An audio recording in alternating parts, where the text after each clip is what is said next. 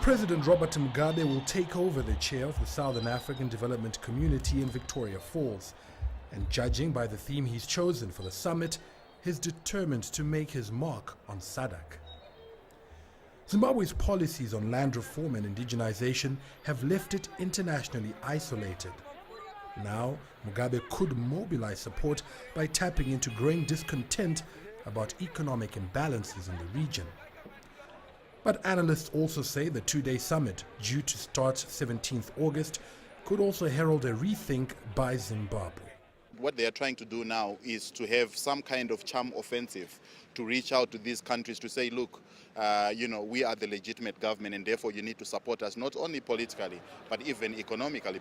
There will be a number of issues that they will put on the table in terms of regional integration, issues to do with trade, to ensure that Zimbabwe gains some kind of economic advantage from this chairmanship of the regional bloc. Zimbabwe may also be forced to mend fences with old foes and abandon its hardline stance towards the West.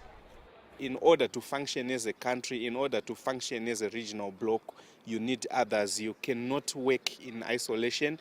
You cannot operate in animosity. So Zimbabwe does not have a choice. It has to steer the ship. It has to take SADC on a course of re-engagement, on a course of going into the world. SADC has to globalize because the world has gone global. Now that we're trying to attract foreign investment in Zimbabwe and into the region, it means the kind of political language that we speak has to be accommodating.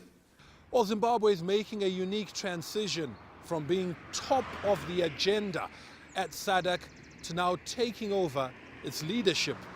And some say that perhaps will be the toughest test for President Robert Mugabe. He's the elder statesman of SADC who was there at its formation and is now being called upon to steer the ship and provide much needed leadership. But can he stand up to the challenge? The next 12 months will provide the answer.